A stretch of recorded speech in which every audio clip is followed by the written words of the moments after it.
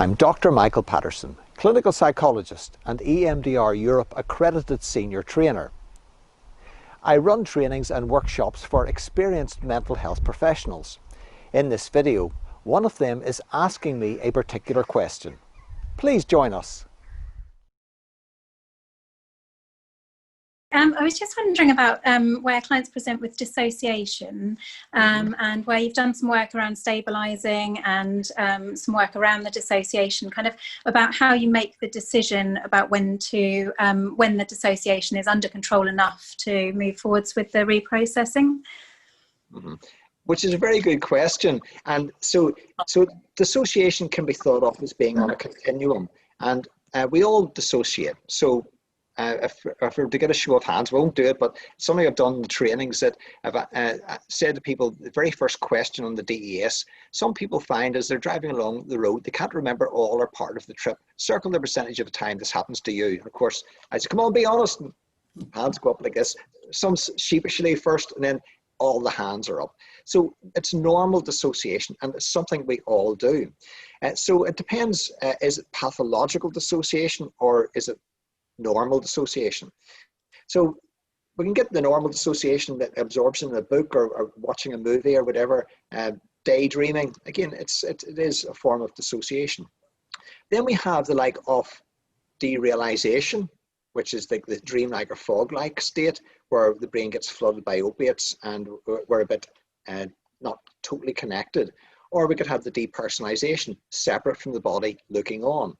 So both of these are normal enough in their own right. We see this in straightforward PTSD quite regularly as well. In fact, if you think of it, the term used in common parlance, I was beside myself, it means depersonalization, used in the right context, but they weren't necessarily separated from their bodies when that happened. So we have those, but it doesn't necessarily mean the client dissociates pathologically. So further down this dissociation continuum, then we reach pathological dissociation.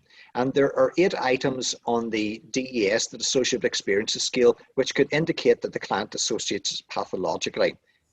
Question 3 and 5 come to mind straight away, and then there are obviously 6 others.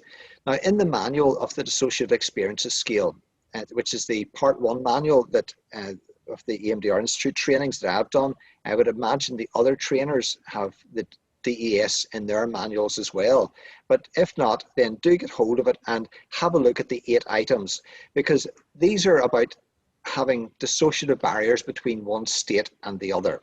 The depersonalization and derealization on their own doesn't mean that it's pathological dissociation, but this significant amounts of it, along with finding themselves in a place and no idea how they got there. So it's like me here, and this, if you see the image of me on the screen, I go to a particular place and then suddenly a state shift occurs and me here, where am I? I don't know. So there's a dissociative barrier between this Michael and this Michael here. And I don't have access to the memory networks that this Michael has. So we don't share those. So whenever the state switch occurs, then finding them in a place, no idea how they got there. Another one might be finding items in their belongings and that they can't remember buying, or looking in the mirror and not seeing a particular, the image doesn't look like them or seems like a different person, or friends or family members, you don't see, they tell you that you didn't recognize them. So like me up the street the other day, I saw you up the street the other day, Michael, and you looked right through me. Maybe I didn't see you. Oh, you did. I stood in front of you and called you Michael, and you looked at me as if you didn't even know me. Oh, right. And in fact, you were wearing that suit. Oh, right. Who was it? So then this particular part was up the street, who doesn't know the cousin. This particular part, talking to the cousin, knows the cousin, but can't recall having been up the street.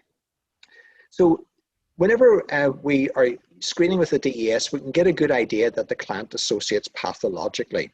So those 8 items can be put through a taxon. There's a spreadsheet on the resources page of emdrmasterclass.com that will calculate the probability your client dissociates pathologically based on their responses. So what I would be doing when I'm working with a client initially is perhaps, doing ego state work more than likely in the preparation phase. For how long? It depends, because it depends how dissociated the client is and how challenged the client is about regulating affect and about recall of memories and how many different parts there are. So we could be talking about several months to maybe a couple of years before we're able to start the processing with that particular client. So the DES screening with that could give us an idea, using the 8 items in that taxon, how pathological is the client's current dissociation. You could also use the like of the dissociative disorder interview schedule, Colin Ross's instrument. There's a link to that on the resources page of emdrmasterclass.com, or you could go to Colin Ross's website itself, which is rossinst, ROSSINST.com. So again, it's a more than a screening instrument, it's more like a diagnostic tool. And even if you don't want to do that 90-minute interview that it would take, then certainly get a hold of it. It's free to access. Look at the questions there, and these are the sort of questions you can ask your client when you're taking a history to get a feel, does the client dissociate pathologically?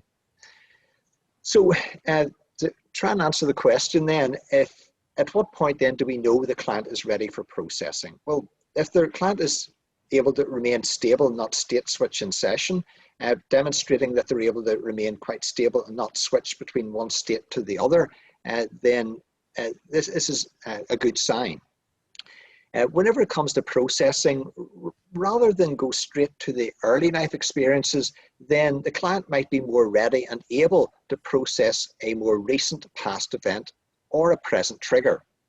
And by processing the more recent past event or present trigger, then if we were to use a standard protocol that could connect to the early life material, boom, straight there, and it could open up a lot of doors that they're not yet ready or able to handle.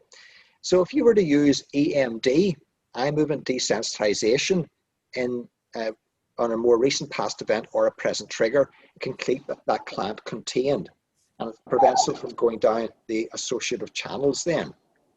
So you'd be aiming for a desensitization effect initially, bearing in mind that the SUD might come down to a 2 or 3, but not go any further, because the earlier experiences can still feed into it. And they would act as feeder memories and stop the processing from going down totally to 0. So it means that this more recent past event or present trigger, which is still fed by the earlier experiences, we can desensitize that so it's more manageable for the client in the here and now using EMD. So the Part 1 manual for the EMDR Institute has that in the appendix. It's also in the text of the the Weekend 2 manual. That's the blue fronted one. It may be available in other trainers' manuals as well. So hopefully that answers the question. There's no hard and fast rules. That's the bottom line, to say, well, after 6 sessions or 60 sessions, the client is ready for processing. It really depends on that particular client.